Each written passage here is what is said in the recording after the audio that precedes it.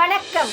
கலாம் ஆண்டு 4 நாள் 216 வியாழக்கிழமை மே 16, 2024. இன்றைய நம்பிக்கை செய்திகள். நீர்வளம் நீர் மேலாண்மை என்பது காட்டின் புல்வெளிகள், ஆறுகள், மணல் படுக்கைகள், நீர் சிக்கன பயிர்கள், கழிவுநீர் சுத்திகரிப்பு, அதன் மறுபயன்பாடு, வெள்ள மேலாண்மை, மழைநீர் சேகரிப்பு என அனைத்தும் இணைந்து செயல்படுத்துவதே என்று தமிழக நீர்நிலைகளின் ஆய்வாளர் திரு இளங்கோவன் ராஜன் அவர்களின் அரிய அறிவுறுத்தலுடன் இன்றைய நம்பிக்கை செய்திகள் தொடர்கின்றன. நம்பிக்கை செய்திகளுக்காக திண்டுக்கல்லிலிருந்து லோகமணி. தவத்திரு ஆறுமுக அரங்க மகாதேசிக சுவாமிகள் துறையூர் ஓங்காரக்குடிலேயே நல்லடக்கம். ஆயிரக்கணக்கானோர் கண்ணீருடன் இறுதி அஞ்சலி. துறையூரில் ஓங்காரக்குடில் அமைத்து சேவைக்காக தம்மை அர்ப்பணித்துக் கொண்டு தவ வாழ்க்கை வாழ்ந்து வந்த தவத்திரு ஆறுமுக அரங்க மகாதேசிகரை குருவாக ஏற்று ஆசி பெற்ற அனைவருக்கும் ஐயா இட்ட அன்பு கட்டளை, இயன்றவரை அன்னதானம் செய்யுங்கள்.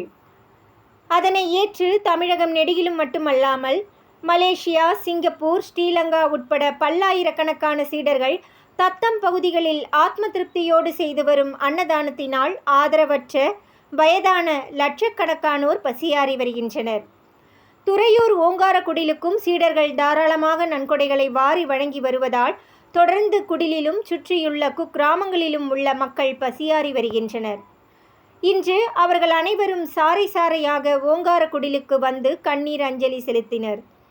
நல்லூர் வட்டம் பொறுப்பாளர்கள் திரு அன்பு, திரு கௌதம், திரு இளையராஜா மற்றும் திரு பாலு ஆகியோர் நேரில் சென்று இன்று இறுதி அஞ்சலி செலுத்தினார்கள். நல்லூர் வட்டம் அக்னிஸ்டில்ஸ் நிர்வாக இயக்குனர் உயர் திரு தங்கவேலு ஐயா சென்ற மாதம் துறையூர் ஓங்காரக்குடிலில் ஐயா அவர்களை தரிசித்து ஆசி பெற்றதை பெரிய பேராக நினைவு கூர்ந்து நம்பிக்கை செய்தி மூலம் தமது அஞ்சலியை தெரிவித்துக் கொண்டார். தவத்திரு ஆறுமுக தேசிகரின் சீடராகவும் நல்லூர் வட்டத்தின் அரசியல் கள பொறுப்பாளருமான திரு அருள் பிரகாசம் தகவல் அறிந்து முன்கூட்டியே சென்னையிலிருந்து ஓங்காரக்குடிலுக்கு வருகை தந்து ஆசி பெற்றதாகவும், கடந்த காலங்களில் எத்தனையோ இக்கட்டான தருணங்களில் ஐயா காட்டிய வழியை பின்பற்றியே தொடர்ந்து வாழ்க்கையில் முன்னேறி வந்திருப்பதாகவும், ஐயாவின் சீடராக சென்னை மேடவாக்கத்தில் நாள்தோறும் 300 ஆதரவற்றவர்களுக்கு அன்னதானம் செய்து வரும் அருள் பிரகாசம் கண்ணீர் மல்க கூறினார். ஐயா என்று மிகுந்த பக்தியுடன் அனைவராலும் அழைக்கப்பட்டு வரும் தவத்திரு ஆறுமுக மகாதேசிக சுவாமிகள் தனக்கு பிறகு தமது உறவினர்கள் எவரும் குடில் சொத்துக்களுக்கு சொந்தம் கொண்டாடாத வகையிலும் தகுதி வாய்ந்த குழு இதை பராமரிக்க வேண்டும் எனவும் எழுதப்பட்ட உயில் அனைவரது பார்வைக்கும் பேனர் வடிவில் வைக்கப்பட்டுள்ளது குறிப்பிடத்தக்கது. நம்பிக்கை செய்திகளுக்காக சென்னையிலிருந்து தயாநிதி.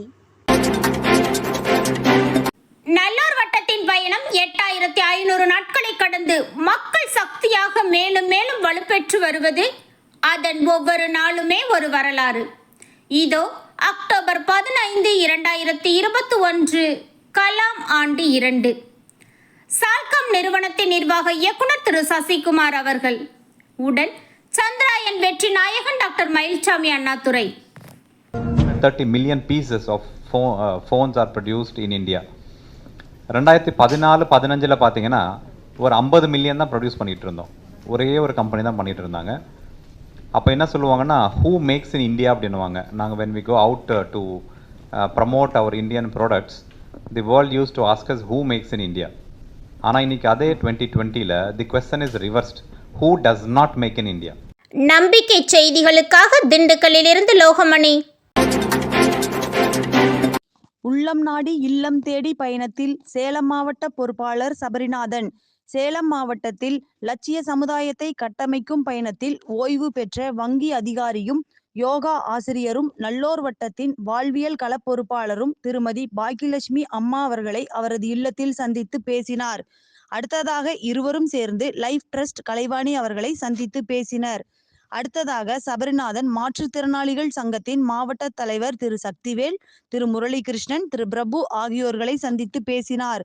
உள்ளம் நாடி இல்லம் தேடி பயணம் பற்றி சபரிநாதன் கூறும்போது, சேலம் மாவட்டத்தில் விரைவில் 100 துறைக்குமான பொறுப்பாளர்களை கண்டறிந்து வலுவான தன்னலமற்ற மக்கள் சக்தியை உருவாக்க முடியும் என்று நம்பிக்கை ஏற்பட்டிருப்பதாக கூறினார். நம்பிக்கை செய்திக்காக ஈரோட்டிலிருந்து திவ்யா. இத்துடன் இன்றைய நம்பிக்கை செய்திகள் நிறைவடைந்தன.